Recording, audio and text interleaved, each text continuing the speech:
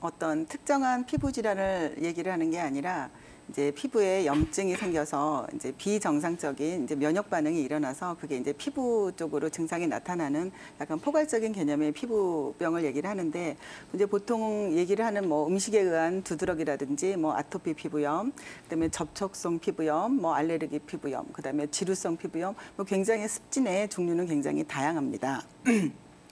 이제 보통 이제 습진은 초기에는 이제 제일 먼저 뭐 가려움증이 나온다거나 아니면 그 환부가 붓는다거나 또 심하면 진물이 난다거나 뭐 이런 증상이 나오는데 이 환자분 같은 경우처럼 가려움이나 뭐 통증 같은 거는 없고 일단 뭐 기타 다른 뭐 후기적으로는 뭐 그 부분이 약간 태선화라 그래서 뭐 피부가 좀 두꺼워진다거나 아니면 비늘처럼 벗겨진다거나 아니면 빨갛게 뭐 빨갛거나 검붉게 색소 침착이 된다거나 이렇게 증상이 좀 변화가 하는데요. 이 환자분은 일단 급성기는 지나시고 1년 동안 이제 만성 질환으로 조금 좀 고통을 받으시고 계신데 일단 왜 한의학에서는 이런 습진을 좀 난치성이라고 보냐면 일단 뭐 가렵거나 뭐 진물이 나거나 이런 거는 그 증상은 사실 뭐 스테로이드 연고를 바른다거나 뭐 항히스타민제를 써서 가려움을 조금 제거한다 그러면 뭐 그 증상은 금세 소멸이 되지만 자꾸 호전과 악화를 반복을 하고 재발을 하기 때문에 그래서 일단 원인 치료가 돼야 되기 때문에 좀 난치 질환으로 이렇게 분류를 하죠. 그래서 일단 난치 질환으로 이제 분류가 돼서 그런 질환은 원인 치료를 잘 해야 되는데 일단 습진의 일단 피부염의 원인은 일단 첫 번째 약간 외부적인 원인, 외인성은 특별한 원인이 있는 거예요. 예를 들면 뭐 어떤 세제에 어떤 화학 물질에 화장품에 노출이 되면 그런 증상이 나타난다거나 어떤 음식에 노출이 되면 음식을 먹었을 때 증상이 나타난다거나 어떤 환경에 노출됐을 때 뭐 새집증후군 이런 뭐 환경에서 이런 피부 질환이 나타나면 그거는 외인성이기 때문에 그런 상태에서는 뭐 증상을 호전하는 뭐 치료를 일시적으로 받고 그 원인을 제거를 하면 금세 좋아지게 되겠죠. 그런데 이 환자분처럼 이렇게 만성으로 간 경우는 일단 원인을 찾아야죠. 그 원인이 굉장히 다양해요. 어떤 스트레스 때문에 올 수도 있고 아니면 아무 이유가 없이 그냥 면역 반응이 좀 교란이 되어서 면역력이 저하가 된다거나 이런 경우에 원인을 찾아야 되는데 그러니까 이런 경우에 이제 한방 치료가 굉장히 주요하죠. 특히 이 환자분 같은 경우는 다리 쪽으로 증상이 많이 나타난다고 하는데 이 화가 원인이 돼서 증상이 나타나는 초반의 경우에는 얼굴이나 이렇게 두피 쪽으로 인체 상부 쪽으로 증상이 나타나는데 일단 만성하게 돼 가면서 점점 이게 하체나 뭐 상하지 이렇게 사지 말단으로 가는 경우는 이 경우는 일단 열을 지나서 그게 기혈 순환에 장애까지 일으켜서 전신적으로 치료를 해야 되기 때문에 훨씬 치료 기간도 오래 걸리고 일단 치료가 조금 힘들게 되죠. 그래서 조금 만성화가 되면 환자분이 이렇게 마음을 조금 느긋하게 먹고 차분히 좀 장기간 치료를 하셔야 되는데 일단 한방적으로 원인을 살펴서 그 원인을 치료를 해야 되면 첫 번째 이제 가장 기본적인 게 화가 원인이 되는 경우는 일단 화를 일단 끄는 치료를 해야 되겠죠. 근데 그 화가 뭐 스트레스나 뭐 이런 거에 있어서 화가 있는 경우는 그냥 화를 치면 되지만 몸에 음혈이 부족해서 허열이 뜨는 경우는 음액을 보충을 하면서 열을 쳐야 되니까 그건 훨씬 더 복잡하게 돼서 그럴 때는 자음 강화라는 치료법을 써야 되고요. 그다음에 이제 그 열에다가 소화기에 의해서 소화기가 뭐 제대로 작용을 못해서 그 습독이라는 걸 만들면 그게 습열독으로 이제 발전을 하면서 훨씬 더 이렇게 증상이 진물이 난다거나 가려움증도 심해지고 증상이 심해지기 때문에 그 상태에서는 조금 더 적극적으로 습열 치료를 하셔야 되고요. 그다음에 약간 아무 이유 없이 그냥 뭐 기혈순환이 안 돼서도 피부과적으로 증상이 나올 수 있습니다. 그다음에 또 뭐 흔한 케이스는 아닌데 뭐 아이들이 너무 안 먹고 이런 아이들인데 뭐 피부에 이런 습진, 아토피 이런 증상이 나온 아이들은 오히려 기혈을 보충하는 보약을 써야 되는 경우도 있습니다. 그래서 이 한방으로 원인을 정확히 찾아서 각각 그 원인에 해당되는 근본적인 치료를 해야 되는 게 일단 습진 치료의 일단 목표가 되겠고요. 그리고 어떤 질환보다 이 피부 질환, 습진 같은 피부 질환은 외부에서 의사 선생님이 도와주는 치료보다는 본인의 관리가 굉장히 중요한데 일단 외인이 있을 경우는 당연히 그 외인을 제거를 해야 되겠고 음식 조심 당연히 해야 되겠죠.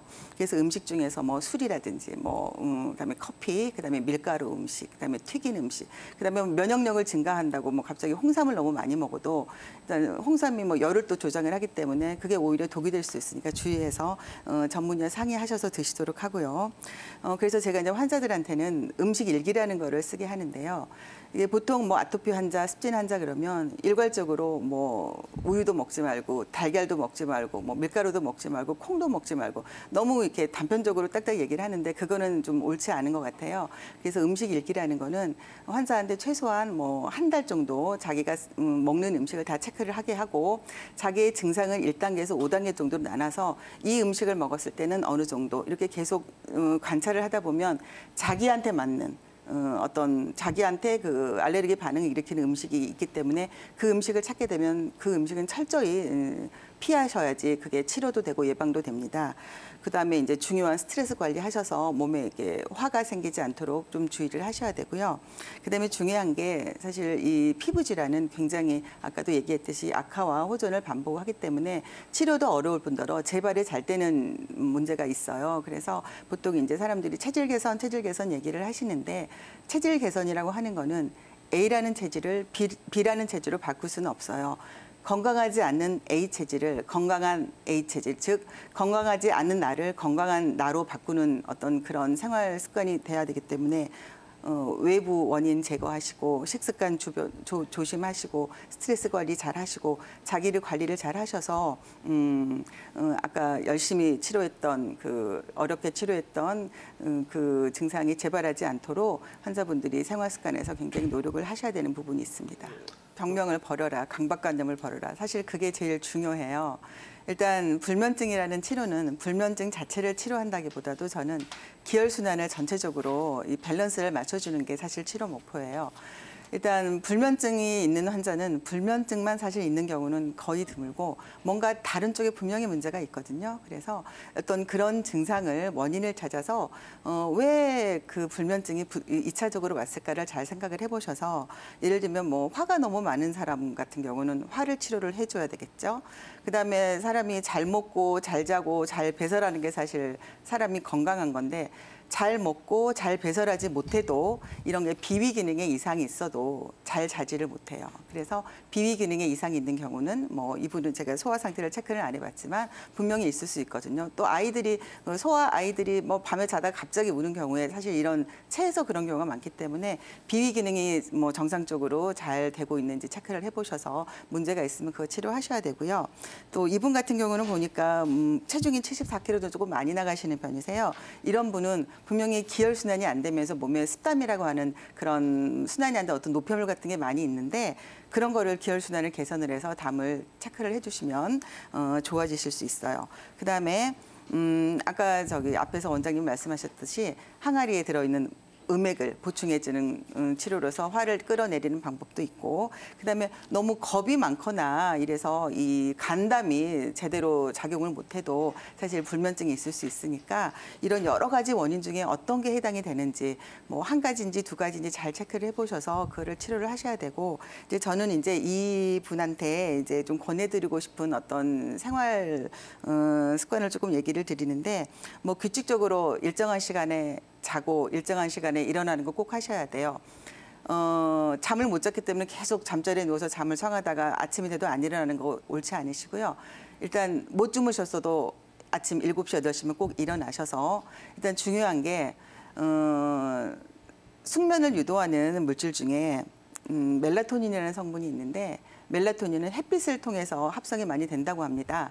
그래서 이 멜라토닌은 햇빛을 쏘이고 나서 한 15분이 있다가부터 이제 생기가 나기 시작하기 때문에 최소한 햇빛이 쨍쨍 지는 날 산책을 30분 이상 하셔서 일단 그 운동이 저녁에 숙면에 도움이 되기 때문에 반드시 낮에는 많이 움직이시고 햇빛 쏘이도록 하시고요. 운동도 너무 그러니까 수면 드시기 전에 몸을 피곤하게 해서 주무신다고 너무 과격한 운동하지 마시고 한두 시간 전에 가볍게 스트레칭을 한다거나 반신욕을 하시면 조금 숙면에 도움이 되실 수 있고요. 그다음에 이제 음식에서 불면증이 있는 환자한테 따뜻한 우유를 주무시기 전에 한두 시간 전에 드셔라라고 얘기들을 말씀하시는데 상당히 의미가 있는 처방이에요. 사실 우유에는 트립토판이라는 아미노산이 있는데 그 아미노산은 시간이 지나면서 숙면을 야기하는 세로토닌으로 이게 그 신경 전달 물질을 이게 분비를 촉진을 하기 때문에 일단 주무시기 전에 우유 드시는 게 좋고요. 따뜻하게 하셔서 그다음에 너무 배가 고파도 이제 못 주무시는데 바나나도 이 트립토판 성분이 많기 때문에 바나나를 드시거나 그다음에 아까 그 햇볕에 의해서 유발되는 멜라토닌이 상추 드시면 많이 졸리십잖아요. 상추나 체리 그리고 호도에 많아요. 그래서 저는 환자들한테 주무시기 전에 우유와 함께 배가 고프시면 바나나를 조금 뭐 한두 시간 전에 드시거나 아니면 우유와 함께 호도 한두 알 정도 같이 드시면 수면에 도움이 됩니다. 폐경 후에 이제 오는 경우가 아까 보통 불면증을 야기하는 그 갱년기도 사실 음혈이 부족하다 보니까 화가 뜨는 그런 경우이기 때문에 사실 불면증 환자들이 갱년기가 되면 더 심해지거든요. 그래서 뭐 환자분들 같은 경우에는 뭐 밤에 잠을 못 자서 밤새 뛰었다든지 그런 얘기 말씀들 많이 하시는데 일단 갱년기 치료를 하시면서 음을 보여주고 화를 꺼주는 치료를 하면 당연히 갱년기 증상도 좋아지고 불면증도 좋아지겠죠. 그 원인이 척추에 있으면 척추 치료를 당연히 하셔야 되고 어떤 무리한 자극을 무릎에 줬으면 그 자극을 주는 자세, 예를 들면 너무 오래 꿇어 앉아 있는다거나 그다음에 쭈그려 앉아 있는다거나 그다음에 무리해서 뭐 등산을 한다거나 그런 운동적인 문제를 좀 절대 피하시도록 하시고요. 이제 생활에서 보면은 일단 체중 관리를 좀 잘 하셔야 되는데 당연히 이제 체중이 많이 나가면 무릎에 하중이 작용해서 자극을 계속 주기 때문에 이제 그 관절을 윤활하게 해주는 윤활유가 많이 나오게 되죠. 그래서 일단 적절한 체중 유지를 하시도록 조금 주의하셔야 되고요. 그다음에 또 중요한 게 무릎 자체가 관절을 강화하는 무슨 치료도 중요하지만 무릎 관절을 잡아주는 주변의 근육이나 인대를 강화하는 운동을 평소에 계속 하시는 게 굉장히 중요합니다. 그래서 이제 그림을 보면 무릎 주변의 근육을 강화시키는 스트레칭을 조금 하셔야 되는데요.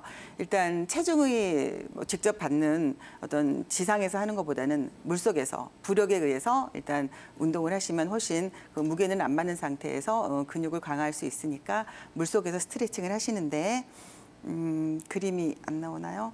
일단 무릎을 잡고 뒤쪽으로 당기면서 저 운동을 꾸준히 물속에서 반복을 하시고 그다음에 이제 오른쪽 면을 보시면 다리를 쭉 뻗은 상태에서 이게 발이라고 그러면 발을 자기 쪽으로 충분히 당겨 주시고 이거를 당기고 풀고 이거를 수십 회 반복을 하시는 것도 좋고 그다음에 앉아서는 다리를 내려뜨린 상태에서 똑같이 발을 자기 쪽으로 한 다음에 발을 드세요. 발을 이렇게 드셔서 쭉 2, 30초 유지를 하시다 보면 이 허벅지하고 다리 근육이 이렇게 힘이 들어가는 게 느껴지시거든요. 그렇게 하다 보면 이 무릎을 잡아주는 인대가 좀 강화가 되니까 앉아서는 이 자세를 계속 취하도록 하시고 주무시기 전에 누워서 무릎 밑에 뭐 수건을 말아서 받친 다음에 똑같은 자세로 발을 자기 쪽으로 당긴 다음에 다리를 드시고 10초, 20초 유지하시고 내리시고 그런 방법을 매일매일 꾸준히 관리를 하시면 무릎 주변에 인대가 강화가 되기 때문에 이 활액낭염을 비롯해서 퇴행성 관절염에도 상당히 의미가 있기 때문에 꾸준히 자기 무릎 관리를 하셔서 더 이상 진행되는 거를 막는 훈련이 필요합니다.